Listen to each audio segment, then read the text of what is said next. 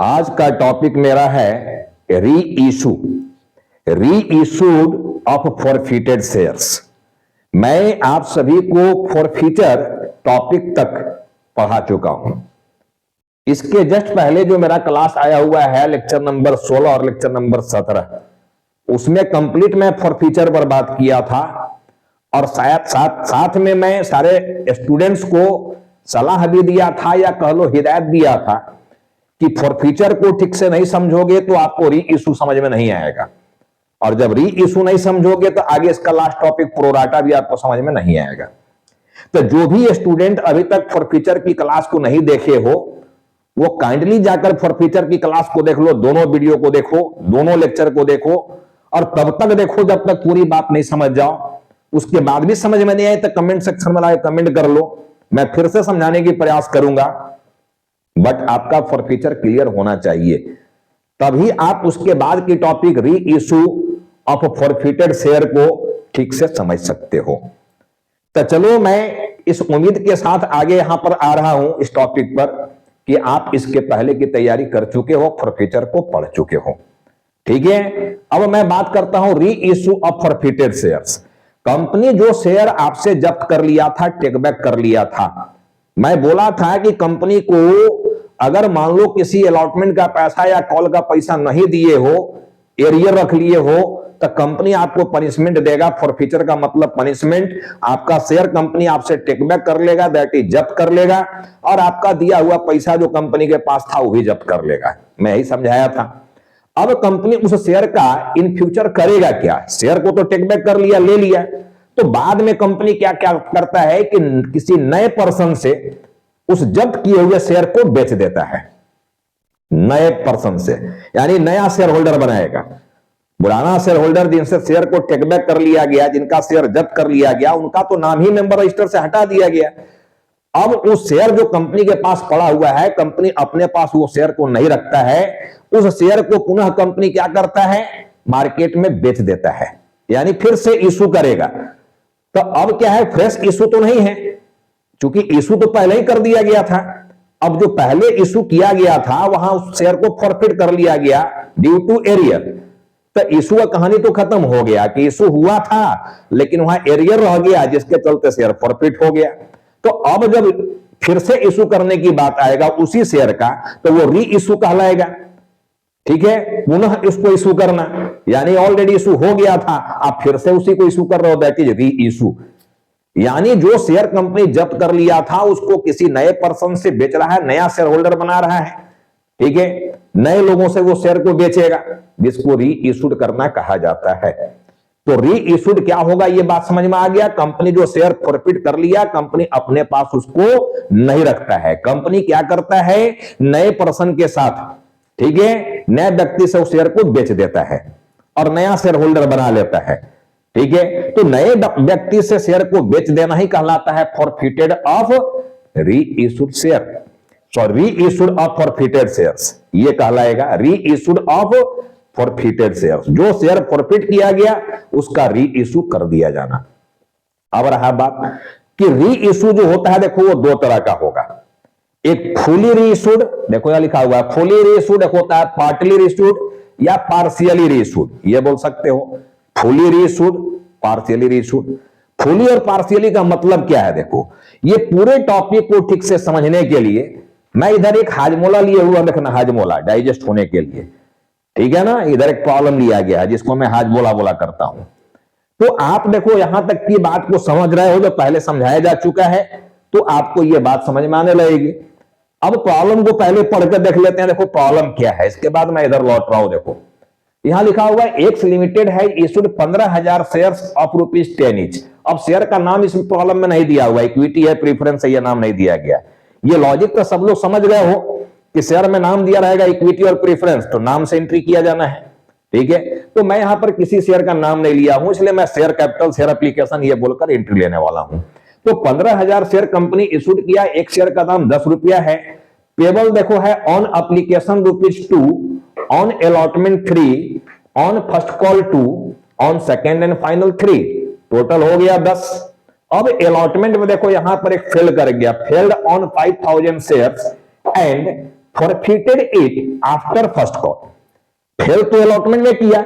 मैं बोला था फॉरफीचर टॉपिक में कि जब फॉरफीचर करोगे तो स्टेज ऑफ फॉरफीचर जानना बहुत जरूरी है, यानी टाइम ऑफ फॉरफीचर। फॉरफीचर किया कब जा रहा है, जहां फेल किया वहीं या उसके आगे। जहां फेल किया अगर वहीं फॉरफिट कर रहे हो तो उसको इमीडिएट फॉरफीचर कहा जाएगा। लेकिन जब आगे जाकर फॉरफिट कर रहे हो, ठीक है ना, तो फिर देखो क्या बोला जा रहा है इसमें कि forfeited on 5000 failed on 5000 shares and forfeited it after first call. Fail तो किया अलॉटमेंट में, लेकिन फॉरफिट कहां कर रहे हो, फर्स्ट कॉल के बाद, आफ्टर फर्स्ट कॉल। अगर ये टाइम नहीं लिखा गया होता, केवल लिख देता कि फॉरफिट किया गया, तो मैं बोला था कि जो फॉरफिट किया जाएगा उसका टाइम नहीं लिखा गया हो तब फाइनल कॉल के बाद फॉरफीचर की एंट्री किया जाता है लास्ट में। फाइनल कॉल के बाद टाइम नहीं दिया गया हो तब, लेकिन यहां टाइम दिया हुआ है, यानी स्टेज दिया हुआ है कि ठीक है फेल करने वाला 5000 शेयर पर अलॉटमेंट का पैसा देने में फेल किया, लेकिन मैं उसको फर्स्ट कॉल में चांस दिया। ठीक है, फर्स्ट कॉल में चांस दिया। जब फर्स्ट कॉल का भी पैसा वो नहीं दिया तब उसका शेयर हम लोग फर्स्ट कॉल के बाद फॉरफिट कर ले रहे हैं। एंड री इशूड बोलता है कि अब उसको हम लोग री इशूड कर दिए, लेकिन देखो यहां पर इंफॉर्मेशन हमारा कुछ मिसिंग है कि जो री इशूड कर रहे हो, पुनः बेच रहे हो, वो कितने शेयर को बेच रहे हो, पूरे 5000 को बेच रहे हो या इसमें से कुछ कम शेयर को बेच रहे हो। कोई जरूरी नहीं है कि जितना शेयर जब्त किया गया सबको वन टाइम में मार्केट में बेच दिया जाए, हम उसको भी पार्ट पार्ट करके बेच सकते हैं। जैसे 5000 शेयर मैं फॉरफिट कर रहा हूं तो उसमें से 2000 शेयर अभी मैं बेच देगा, ठीक है, बाद में बचा हुआ 3000 शेयर को बाद में बेचेगा, ऐसा हो सकता है। ठीक है ना, तो इसीलिए दो पार्ट यहां किया गया। देखो फुली रीइश्यूड, अगर पूरा 5000 जब्त किया हुआ शेयर को हम लोग वन टाइम में 5000 किसी से बेच दें तो इसको फुली रीइश्यूड कहा जाएगा। ठीक है ना, लेकिन ये 5000 जो जब्त किया गया है इसमें से कुछ ही शेयर को अभी बेच रहा हो, बाकी को बाद में बेचोगे तो इसको कहा जाएगा पार्टली रीइश्यूड। तब फुली रीइश्यूड का भी केस हो सकता है, पार्टली रीइश्यूड का भी केस हो सकता है। ठीक है ना, तो पार्टली फुली का कॉन्सेप्ट समझ में आ गया क्या है। अब समझो कि प्राइस, ये जो प्राइस की बात हो रहा है, ये जो प्राइस की बात किया जा रहा है, ठीक है, कि किस प्राइस में हम लोग मार्केट में इसको बेचेंगे। देखो इशूड और री इशूड में क्या डिफरेंस है, समझ में आ गया कि what is the difference between issued and re issued. First time share अगर मार्केट में लाए हो तो इशूड, लेकिन उसी शेयर को जब करके फिर से बेच रहे हो दैट इज री इशूड। तो इशूड एंड री इशूड के बीच क्या डिफरेंस है, यह बात सब लोग समझ चुके हो। अब रहा बात प्राइस का, तो इशूड में केवल दो प्राइस चल रहा था, एक एड पार और दूसरा एड प्रीमियम। यही दो प्राइस पर इशूड किया जाता है, at par that is face value और सेकेंड एड प्रीमियम। यही दो प्राइस समझाया गया है ना जी, किसी दो प्राइस पर कंपनी जो है शेयर को मार्केट में बेचेगा। लेकिन री इशूड तीनों प्राइस में से किसी एक प्राइस पर हो सकता है। देखो प्राइस जो है at par, add premium, add discount, ये तीनों में से किसी भी एक रेट पर इसको बेचा जा सकता है। तो इशूड में रेट और री इशूड में रेट में क्या डिफरेंस आ गया, देखो यहां पर डिस्काउंट भी आ गया, लेकिन इशूड में डिस्काउंट नहीं था। इशूड जो किया जाता है वो डिस्काउंट पर इशूड नहीं किया जाता है, ठीक है, एक्सेप्ट स्वेट इक्विटी शेयर्स। आप प्रेफरेंस शेयर पढ़ रहे हो, इक्विटी शेयर पढ़ रहे हो, उसको हम लोग डिस्काउंट पर कभी भी इशूड नहीं करते हैं as per companies act 2013। But reissued हम लोग ये तीन रेट में से किसी भी रेट पर कर सकते हैं, एड पार, एड प्रीमियम, एड डिस्काउंट। ठीक है, लेकिन देखो अब मजेदार बात क्या है, यह समझना है मजेदार बात क्या है। देखो मजेदार बात है कि एड पार का मतलब यहां पर क्या होगा। इशूड में रेट दिया रहता है, जैसे देखो ये इशूड का केस है, एक्स लिमिटेड है इशूड 15,000 शेयर ऑफ ₹10 ईच, तो रेट तो यहां दे दिया 10। बताओ ये 10 जो है कौन सा रेट है, ये तीनों में से कौन सा रेट दिख रहा है। इस रेट को हम लोग एड पार बोले, एड डिस्काउंट बोले, हालांकि इशूड तो डिस्काउंट पर होता ही नहीं है, तो बच गया आपके पास दो विकल्प, इसको एड पार बोले या एड प्रीमियम बोले। तो अब तो हमारे सारे बच्चे समझदार हो गए हो यार। देखो यहां पर रेट केवल ₹10 लिखा हुआ है, उसके बाद टेबल हो गया 2 और 3 5 और 2 7 और 3 10, यानी 10 का शेयर 10 में बेच रहा है। तो अब तो फट से ना कह देगा जी कि एड पार है, ये कह देगा ना कि एड पार है, क्योंकि प्रीमियम में लिखा रहता है प्रीमियम। ठीक है, कि issued 15,000 share of ₹10 each eight 10% premium, 15% premium, 20%, कुछ तो लिखा रहता है प्रीमियम में ना। अगर एक्सेस पैसा हम लोग लेते तो इशूड या तो एट पार पर होता है या एट प्रीमियम पर। तो रेट से पता चल जाएगा 10 का शेयर 10 में बेच रहे हो तो एट पार कहलाएगा, लेकिन 10 का शेयर 10 से ज्यादा में बेच रहे हो तो एट प्रीमियम कहलाएगा। तो हम लोग 10 का शेयर यहां 10 में बेच रहे हैं, देखो 2 3 5 और 2 7 और 3 10 उतने में बेच रहे हैं, ठीक है ना। तो 10 का 10 ही में बेच रहे हो, मतलब एट पार का केस है मेरा ये। तो यहां जो री इशूड की मामला आ गया, देखो री इशूड में जो प्राइस की बात मैं कर रहा हूं कि हम लोग 3 प्राइस में से किसी भी एक प्राइस पर शेयर को बेच सकते हैं, ठीक है। चाहे तो वो एट पार पर हम लोग बेच सकते हैं, या तो हम लोग एट प्रीमियम पर बेच सकते हैं, या हम लोग एट डिस्काउंट पर बेच सकते हैं। अब बताओ एट पार का मतलब रेट क्या है। प्रॉब्लम मान लो हमारा प्रॉब्लम यही है, इसी को मैं अभी बनाऊंगा भी। अगर प्रॉब्लम यही है तो बताओ एट पार का मतलब यहां पर क्या है, कितना का शेयर कितना में बेचा जा रहा है। हमारे अधिकतर स्टूडेंट यही बोल दोगे कि सर 10 का शेयर 10 में बेचेंगे एट पार कहलाएगा, 10 का शेयर 10 से ज्यादा में बेचेंगे तो प्रीमियम कहलाएगा, 10 का शेयर 10 से कम में बेचेंगे तो डिस्काउंट कहलाएगा, क्योंकि ओरिजिनल वैल्यू तो 10 है। नहीं, ऐसा गलती री इशूड में मत करना। री इशूड में रेट कहां से लेकर चला जाएगा, मैं अब वहां पहुंच रहा हूं, वो जानना जरूरी है कि रेट कहां से चलेगा री इशूड का। ओरिजिनल रेट से हम लोग कंपेयर करेंगे या कोई और रेट हम लोगों को चाहिए। तो सबसे पहला चीज जो कंफ्यूजन होता है बच्चों का, ये रेट को लेकर कि एट पार का मतलब री इशूड में क्या है, कितना का शेयर कितना में बेचा जा रहा है जिसको एट पार कहा जाएगा, कितना का शेयर कितना में बेचा जा रहा है प्रीमियम कहलाएगा, कितना का शेयर कितना में बेचा जा रहा है डिस्काउंट कहलाएगा। ये रेट का जो खेल है उसको समझना है। तो पहले मैं रेट समझने की प्रयास करता हूं और तब मैं री इशूड का जर्नल समझाऊंगा कि री इशूड का जर्नल क्या होता है। अभी तक री इशूड में मैं बात समझाया, मेन बात कि री इशूड में या तो फुली री इशूड होगा या पार्टली री इशूड होगा। मैं एग्जांपल यहां लेके पड़ा हुआ हूं कि 5000 शेयर जब किया गया, अगर पूरा 5000 का 5000 ठीक है वन टाइम में बेच देते हो तब फुली री इशूड कहला जाएगा।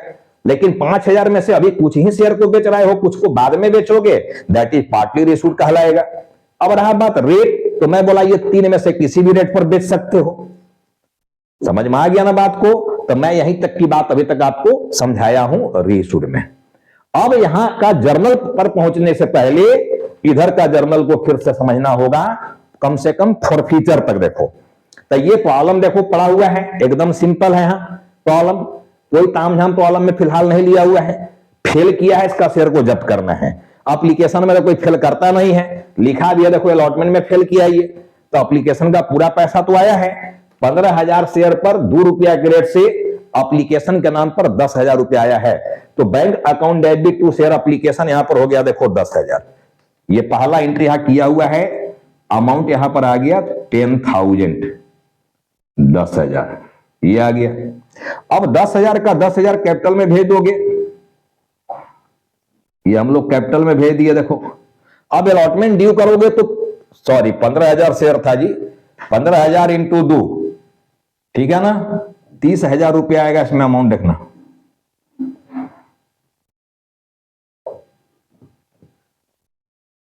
₹30,000, 15,000 शेयर है, 2 रुपया एप्लीकेशन का रेट है, तो 15 दूनी 30,000 रुपया एप्लीकेशन के नाम पर आया और कैपिटल में भी 30,000 हम लोग ट्रांसफर कर दिए, 30,000।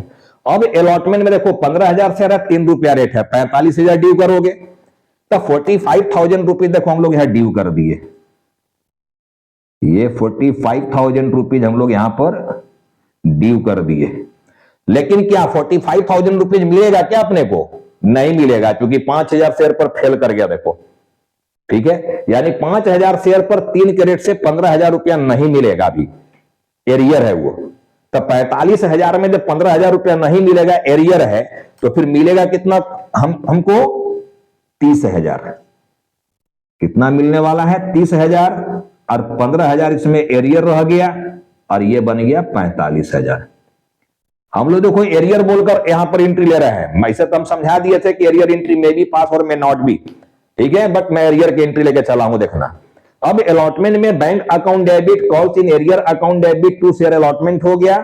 30,000 रुपया हमको मिला, देखो 15,000 एरियर आ गया, 5,000 शेयर पर 3 के हिसाब से एरियर आ गया 15,000।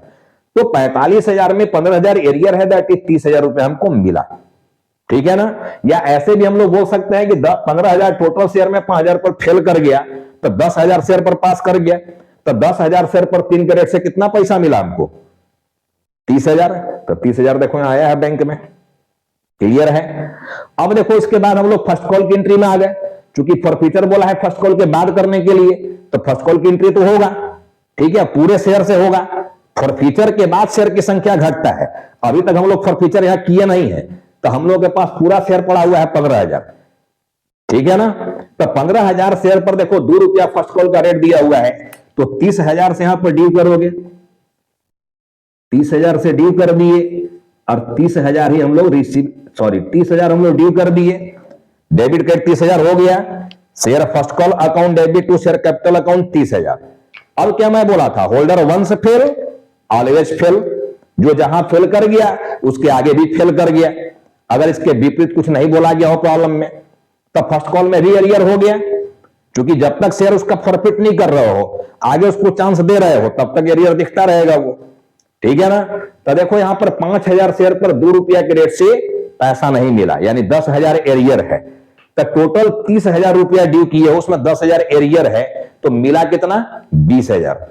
तो 20,000 रुपया देखो यहां पर लोग दिखा देंगे बैंक में, 20,000 एरियर में गया 10,000, और ये आ गया अपना 30,000।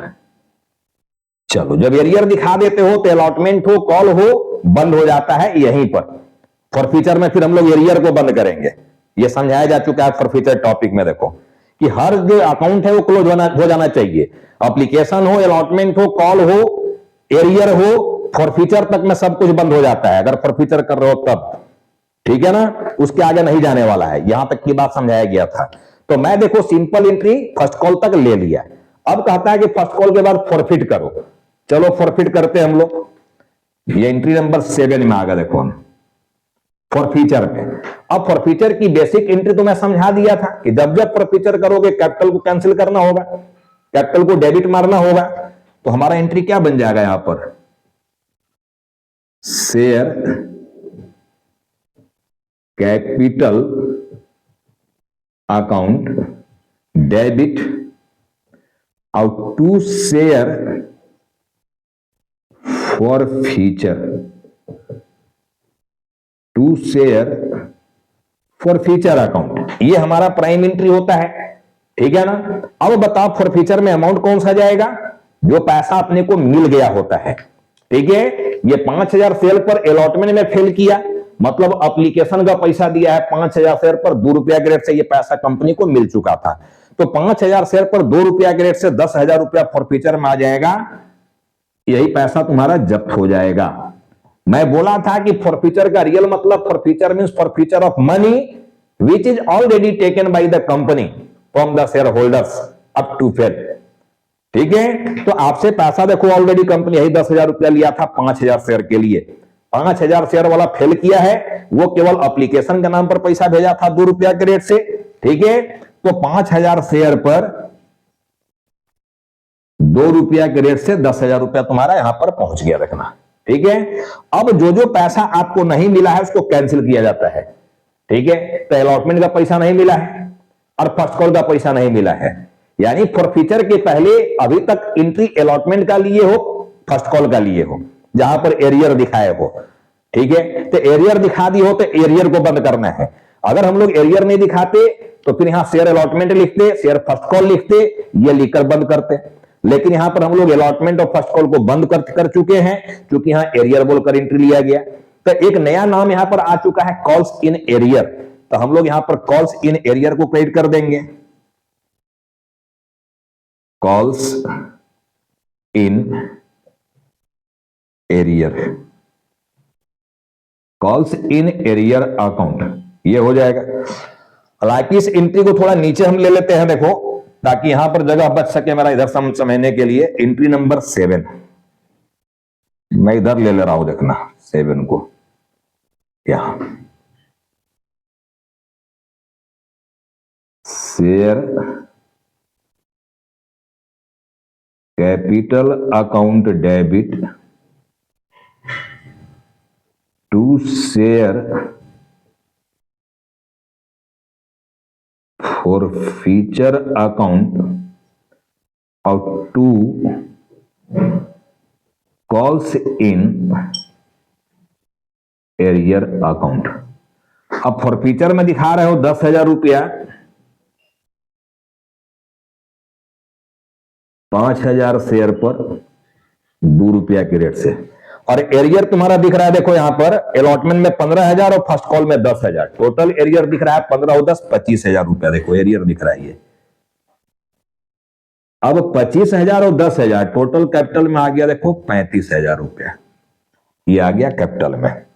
तब फॉरफीचर की एंट्री भी हम लोग कर लिए। देखो अब फॉरफीचर की एंट्री हो जाने के बाद केवल हमारे पास एंट्री के नाम पर बचा हुआ है फाइनल कॉल की एंट्री देखना। ये फाइनल कॉल को ड्यू करना, रिसीव करना, यही बचा हुआ है। तब फॉरफीचर वाला अगर वीडियो देखे हो तो उसमें ये पूरी बात यहां तक का समझाया गया था। ये दिमाग में अब आ गया होगा बात कि हाँ यहां तक की बात समझ चुके थे हम लोग। फर्स्ट कॉल की एंट्री हम लोग यहां कर चुके हैं, फॉरफीचर की भी एंट्री कर दिए हैं। अब अगर ये फॉरफीचर की एंट्री तक में कोई कठिनाई नहीं है, कोई दिक्कत नहीं है, तो ये रीइशू वाली बात समझ जाओगे देखना। ठीक है, अब मैं रीइशू पर लौट रहा हूं। देखो फॉरफीचर की एंट्री तक मैं आ गया, फाइनल कॉल की एंट्री अभी मैं नहीं किया हूं। देखो फाइनल कॉल की भी एंट्री होना है, नीचे फाइनल कॉल की एंट्री होगा, वो एंट्री हम लोग करेंगे बाद में। ठीक है ना, अभी मैं यहां पर लौट रहा हूं। देखो अब मैं यहां पहुंच सकता हूं रीइशू पर, और रीइशू आप समझ सकते हो। फॉरफीचर की एंट्री जब हो गया तो हम लोग रीइशू को अब यहां पर समझ सकते हैं, क्योंकि यही फॉरफिट किए हुए शेयर्स को हम लोग यहां रीइशू करने जा रहे हैं, जब बेचने जा रहे हैं। फिर से जो शेयर जब्त कर लिया गया था, ये 5,000 शेयर, उसी को आप लोग यहां पर रीइशू कर रहे हैं, दैट इज बेच रहे हैं। तो अब मैं फिर से देखो यहां लौट गया हूं रीइशू पर। अब मैं यहां समझा रहा हूं देखो चीजों को। ठीक है, अगर यहां तक की बात समझ लिए हो तो साथ साथ मैं प्रॉब्लम बना के समझा रहा हूं ताकि यहां तुम्हें कोई कठिनाई न हो, यहां की बात को आसानी से समझ सको। अब देखो अगर एड पार पर इशू किया जा रहा है, यहां अगर एड पार पर इशू किया जा रहा है, तो मैं यही बोला कि एड पार का मतलब क्या होता है, कितना का शेयर कितना में बेचा जा रहा है, ये मैं सवाल खड़ा किया था। ठीक है, उसका आंसर पर मैं अब पहुंच रहा हूं। देखो उसका आंसर पर पहुंचने के लिए मैं यहां तक का काम कर दिया। एड पार का मतलब क्या है, तो मैं बोला था कि मैक्सिमम स्टूडेंट एड पार का मतलब यहां से कंपेयर कर देता है कि 10 का शेयर 10 में बेचा जा रहा है। नहीं, शेयर का रेट कहां से लेना है हमको, पहले यह समझना है रेट कहां से ले हम लोग। देखो जो यहां पर फॉरफीचर की एंट्री किए हो, इसमें जो कैपिटल यहां डेबिट किए हो, ये कैपिटल किस रेट से डेबिट किए हो, पहले ये रेट तय करना होगा। देखो यहां पर कैपिटल जो 35,000 डेबिट किया, ये 5,000 शेयर के लिए, क्योंकि 5,000 शेयर जब किए हो तो 5,000 इंटू कितना कर देने से 35,000 आ जाएगा, इंटू 7 कर देने से 35,000 5,000 शेयर के लिए आया है, तो 5,000 इंटू 7 करोगे तो ये 35,000 हो जाएगा। रेट कहां से लेना है पहले ध्यान से समझना, बार बार मैं बोल रहा हूं कि कंफ्यूज करते हैं बहुत सारे बच्चे यहीं पर। ठीक है, वो सीधा यहां से तय कर देते हैं 10 का शेयर 10 में, दैट इज एट पार कहलाएगा। 10 से ज्यादा में बेचेंगे तो प्रीमियम कहलाएगा, 10 से कम में बेचेंगे तो डिस्काउंट कहलाएगा, ऐसा मान लेते हैं, बट ऐसा है नहीं। देखना रेट यहां से लिया जाता है। देखो रेट यहां है। फॉरफीचर की जो एंट्री पास किए हो, उस एंट्री में ये कैपिटल जो डेबिट किए हो, वो कैपिटल किस रेट से डेबिट हुआ, रेट वहां से चलना है। ठीक है ना, रेट वहां से चलना है। यहां से रेट कब चलता है उस पर भी मैं आऊंगा, यहां से भी रेट चलता है, लेकिन कब चलेगा उसको मैं बताऊंगा, उस पर आऊंगा मैं। ठीक है, अभी समझो क्या है रेट कहां से ले रहा हम लोग। अब देखो अगर ये 7 का शेयर 7 में बेच रहे हो तो इसको एट पार कहा जाएगा। अब रेट कहां से आ गया, ये बात सब लोग समझ चुके हो। ठीक है, कि फॉरफीचर की जो एंट्री यहां किया गया, इसमें कैपिटल जो यहां डेबिट में आया है, ये कितना शेयर के लिए आया है, किस रेट से ये आया है, तो रेट यहां से निकाला जाना है। देखो, और वैसे भी देखो फर्स्ट कॉल तक तुम गए हो एंट्री में, फाइनल कॉल की एंट्री तो लिए नहीं हो, तो एप्लीकेशन का 2, अलॉटमेंट का 3, 5 और 2 रुपया फर्स्ट कॉल का 7 के रेट से अभी तक एंट्री यहां किए हो, तो 7 का रेट से देखो कैपिटल यहां पर डेबिट हुआ है। तो 7 का शेयर अगर 7 में बेच रहे हो तो इसको एट पार कहा जाएगा।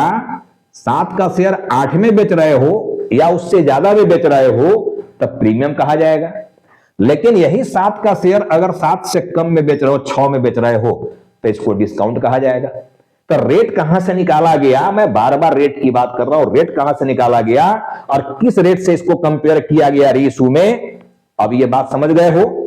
कैपिटल तुम्हारा जो यहां पर डेबिट हुआ है फॉरफीचर की एंट्री में, रेट यहां से लेना है। देखना रेट ये है। ठीक है, अब अगर ये 7 का शेयर 7 में बेचेंगे at par, that is at face value, 7 से ज्यादा में बेचेंगे प्रीमियम, और 7 से कम में बेचेंगे डिस्काउंट। तो रेट कहां से लेना था, पहले ये जानना था।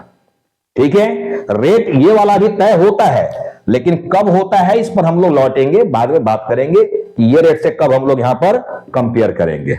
ठीक है ना, उस पर मैं आऊंगा। देखो, अगर मान लो यहीं पर बोल देता है कि री इशूड किया जा रहा है, देखो यहां पर बोलता है कि reissued all the 5,000 shares, all the 5,000 shares as fully paid. अगर ये एज फुली पेड यहां पर लगा दिया जाता, ठीक से समझ लो ये बात को, गांठ बांध लो।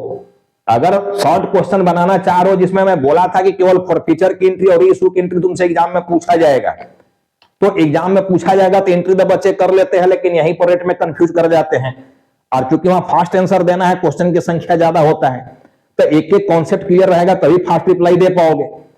पहले तो मैं बोला कि देखो रेट कहां से लिया जाता है जी, तो मैं बोला कि यहां फॉरफीचर में कैपिटल जिस रेट से डेबिट किए हो, रेट वहां से निकालना है।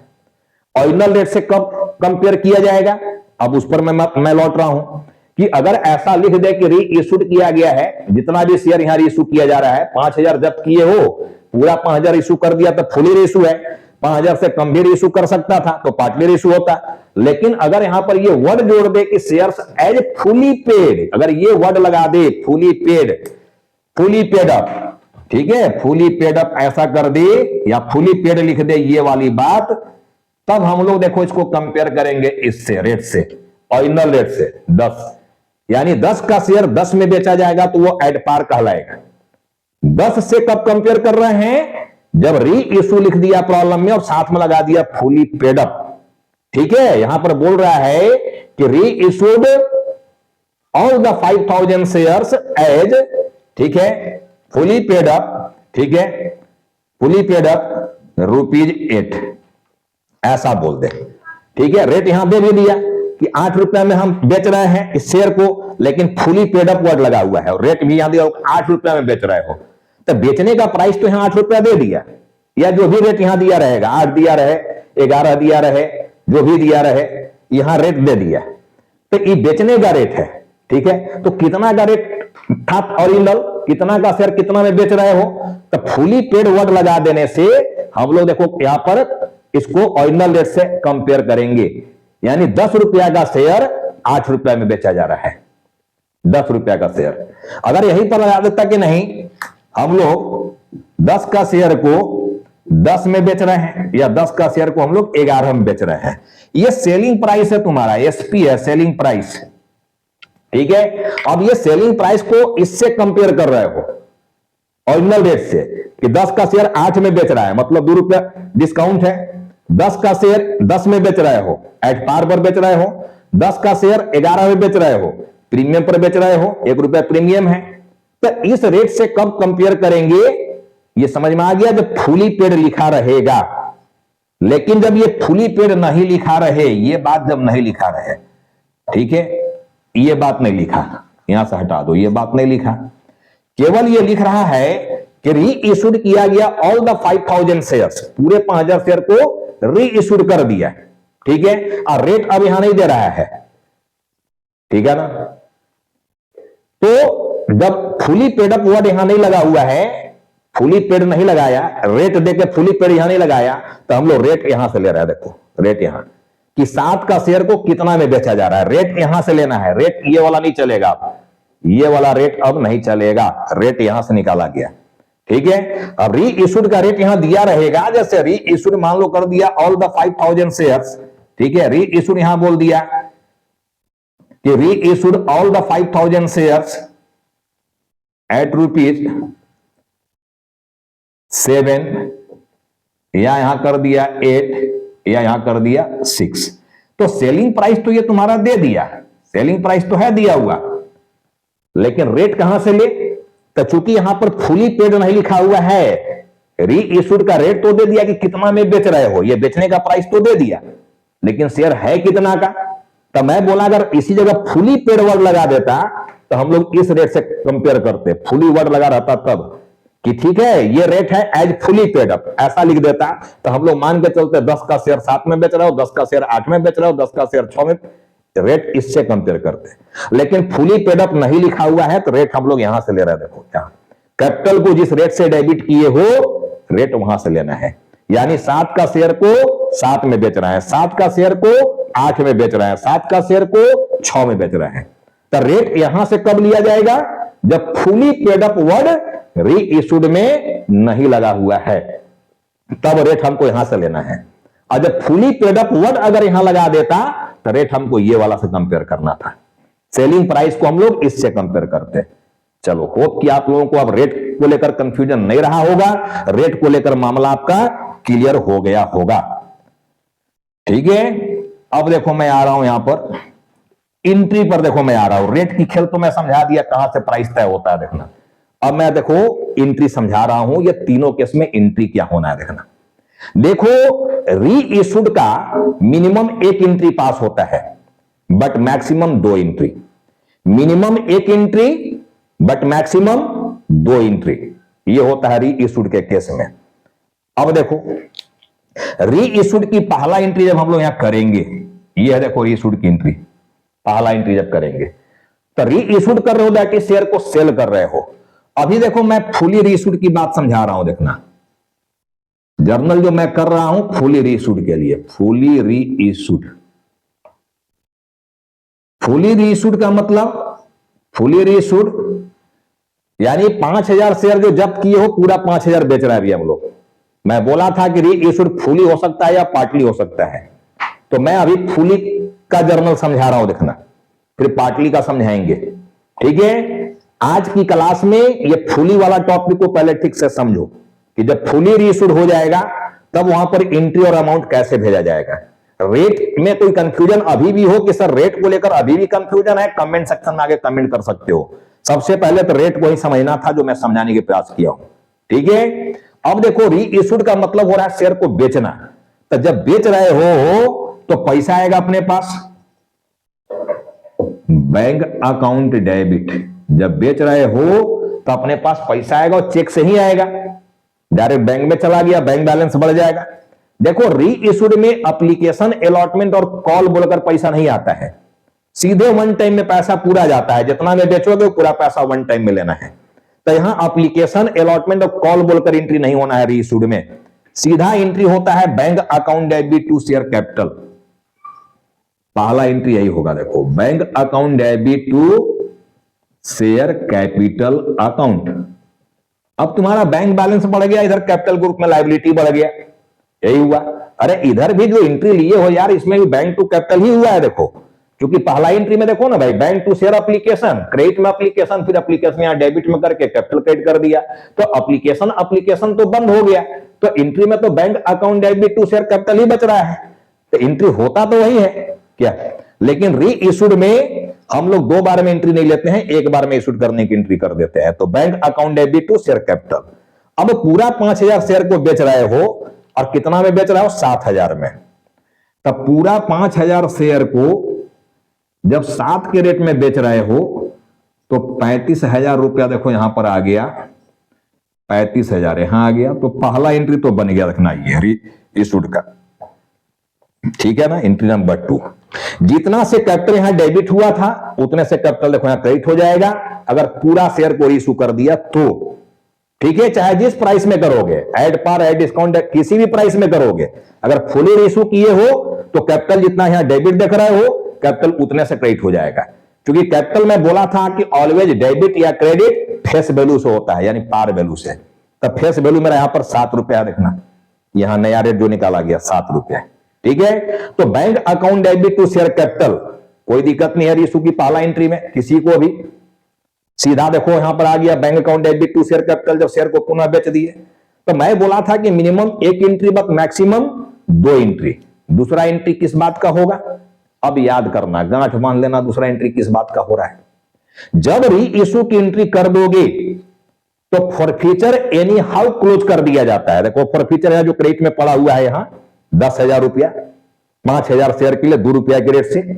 फॉरफीचर को एनी हाउ क्लोज कर देना है तो transfer in capital reserve account, to transfer in capital reserve account. Reissue के केस में हमेशा याद रखना कि जब री इशू का पहला एंट्री यहां हो जाएगा तो सेकेंड एंट्री किस बात का होता है? फॉरफीचर को क्लोज करने का।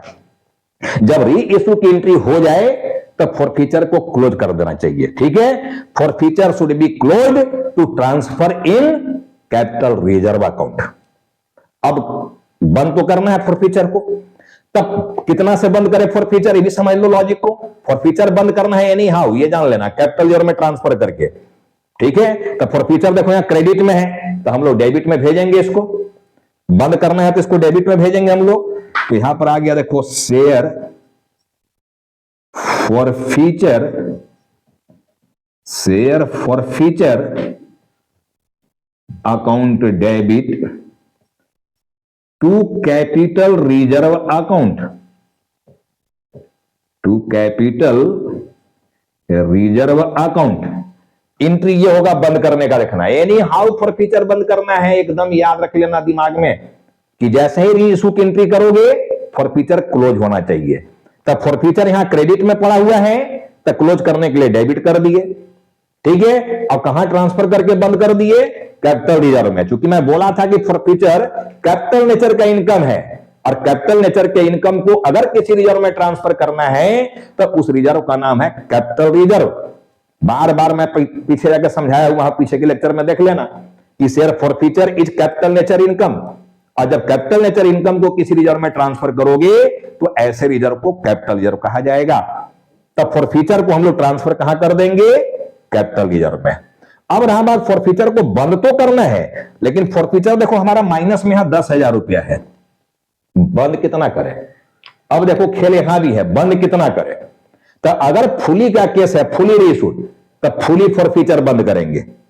जितना शेयर जब्त किया था अगर पूरा शेयर बेच दे रहे हो तब पूरा फॉरफीचर बंद करेंगे, यानी फुली में फुली बंद होगा। और अगर पार्टली बेच रहे हो तो ये फॉरफीचर पार्टली बंद होगा, यानी पार्शियली।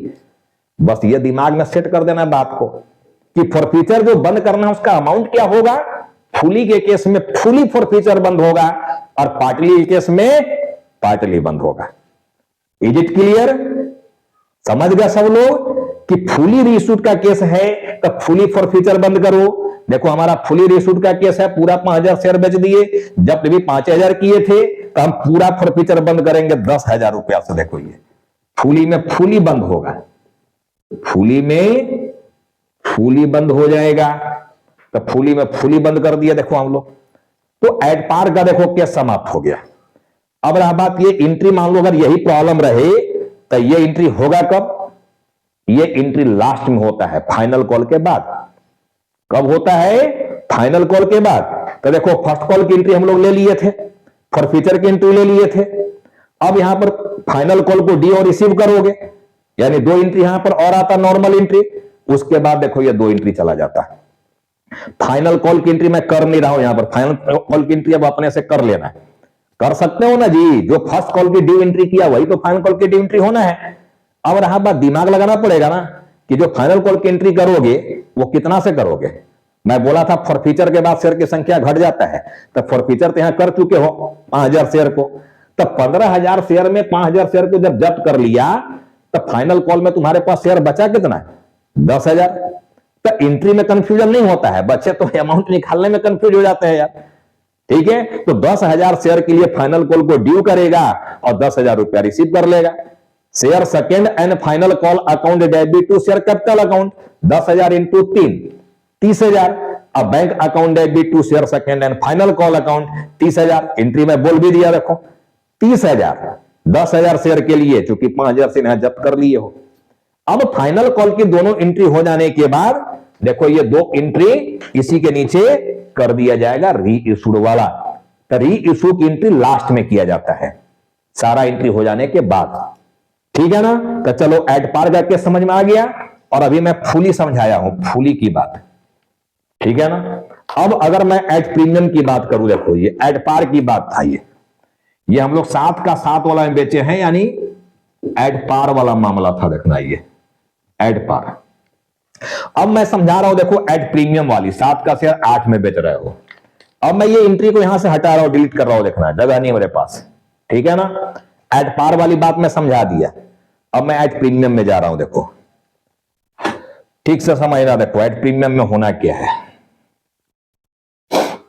देखो एट प्रीमियम में मैं यही समझा रहा हूं, देखना इसी एंट्री को यहां पर अगर मैं प्रीमियम कर दूं, यहां कि ये एट प्रीमियम पर अगर हम लोग को इशू करना है, एट प्रीमियम 7 का शेयर 8 में बेचने जा रहे हो, तो बैंक अकाउंट डेबिट, ये तो होगा बैंक अकाउंट डेबिट कितना से, ये देखना है। तो पूरे 5000 शेयर को बेचने जा रहे हो, कितना में बेचने जा रहे हो, 8 रुपया में। फुली का केस मैं समझा रहा हूं, 7 का शेयर कितना में बेचने जा रहे हो, 8 रुपया में। तो 5000 शेयर है, 8 रुपया में बेचने जा रहे हो, तो बैंक में रुपया कितना तुम्हारे पास आ जाएगा, 40,000, 40,000 आ जाएगा। लेकिन जो कैपिटल क्रेडिट करोगे वो 5000 शेयर के लिए जो इसका फेस वैल्यू है, एट पार वैल्यू कितना है, एट पार वैल्यू 7 रुपया। मैं बार बार बोलता हूं कि कैपिटल हो या डिवेंचर हो, ऑरिजिनल डेबिट या क्रेडिट फेस वैल्यू पर होता है, पार वैल्यू पर, उसमें डिस्काउंट और प्रीमियम का अमाउंट नहीं रहता है, देखना। तो 5000 इंटू 7 करोगे तो यहां पर आ गया देखो 35,000, और 2 यहां पर आ गया security premium account, 2 security premium account कितना, 5000 शेयर है, 1 रुपया प्रीमियम का रेट है, ठीक है ना। तो ये आ गया आपका 5000। तो देखो 35,000 और 40,000 क्रेडिट में भी आ गया और 40,000 डेबिट में भी आ गया। तो पहला एंट्री यहां पर हो गया देखो प्रीमियम के केस में। अब सेकेंड एंट्री, सेकेंड एंट्री किस बात का होने वाला, अब ये सब लोग समझ चुके हो ना। सेकेंड एंट्री फॉर फ्यूचर को बंद करने का, एनी हाउ फॉर फ्यूचर बंद होना चाहिए जब री इश्यू एंट्री हो जा रहा है। अब कितना से बंद होना चाहिए, बंद करने की एंट्री यही रहेगा। देखो फॉर फ्यूचर यहां क्रेडिट में है, डेबिट कर दिए, कहां भेजकर बंद करना है, कैपिटल ईयर में। तो एंट्री तो यही होना है, कितना से, फुली में फुली बंद करना है, फुली में फुली बंद करना है। तो फुली में फुली बंद करना है, तो फॉर फ्यूचर का अमाउंट है कितना, 10,000। तो 10,000 से बंद करेंगे, देखो कंप्लीट हो गया प्रीमियम का भी केस। तो एड पार और एड प्रीमियम हम समझा दिए, देखना यहां पर at par and at premium, ये दोनों बात मैं समझा दिया। अब बच गया केवल डिस्काउंट का केस, देखो एड डिस्काउंट, ठीक है ना। और फुली की बात अभी मैं समझाया हूं, पार्टली नहीं। तो अब देखो एक जो टॉपिक इसमें बच रहा है, ठीक है ना, एक टॉपिक जो बच जा रहा है डिस्काउंट वाला, इसमें थोड़ा टाइम लगना है, देखना। इसलिए मैं आज कोशिश कर रहा हूं कि इस वीडियो में कवर नहीं करूं इसको, क्योंकि बहुत बड़ी वीडियो होने वाली है फिर, ठीक है ना। तो आज मैं देखो इस टॉपिक को छोड़ रहा हूं, यहां पर डिस्काउंट वाली टॉपिक को, और एक टॉपिक यहां पर पार्टली रिसूड बच रहा है। तो मैं प्रॉब्लम को बोर्ड में ही रहने दूंगा, देखो यहां तक की बात यही सेम रहने वाला है। मैं इस प्रॉब्लम को पहले समझा दूंगा डिस्काउंट के केस में कि जब फुली रीइश्यूड होता है तो डिस्काउंट के केस में एंट्री किया जाएगा और उसमें अमाउंट कैसे भेजा जाएगा। और फिर अगला जो लेक्चर बनेगा 19 नंबर लेक्चर, उसमें ये डिस्काउंट वाली बात फुली के केस में, अब पूरी कहानी फिर पार्टली का जो है ये पूरी उसी वीडियो में हम कवर करेंगे। तो आज की क्लास में री इश्यूड पर जो भी मैं बात किया, होप कि सारे बच्चों को मजा आया होगा, सारे बच्चों को ये पूरी बात यहां तक का समझ में आ गया होगा, ठीक है। इसके आगे की जो बात अब आएगी, इसको हम लोग अगले लेक्चर में कवर करेंगे, लेक्चर नंबर 19 में। तब तक आप पूरे क्लास की जितने भी इसमें वीडियो जो भी है, ठीक है, पूरे वीडियो को बिना कट किए हुए आप देखो। जब तक समझ नहीं जाओ 2 बार 3 बार वीडियो को देखो। इसके पहले वाले फॉर फ्यूचर को क्लियर कर लो, उसको देखो, तब रीइश्यू और बढ़िया से समझ में आने वाला है। और फिर अभी तक जितनी बात मैं किया, जो भी रेफरेंस बुक रखे हो उससे आप प्रैक्टिस करो, ठीक है। बहुत जल्द मैं मिलता हूं, इस वीडियो को मैं यहीं स्टॉप कर रहा हूं, ठीक है। मैं बहुत जल्द मिलूंगा लेक्चर नंबर 19 में, अगला जो टॉपिक मैं हर इशू का छोड़ रहा हूं उस टॉपिक के साथ, ठीक है। तब तक आप सभी को thanks for watching this video.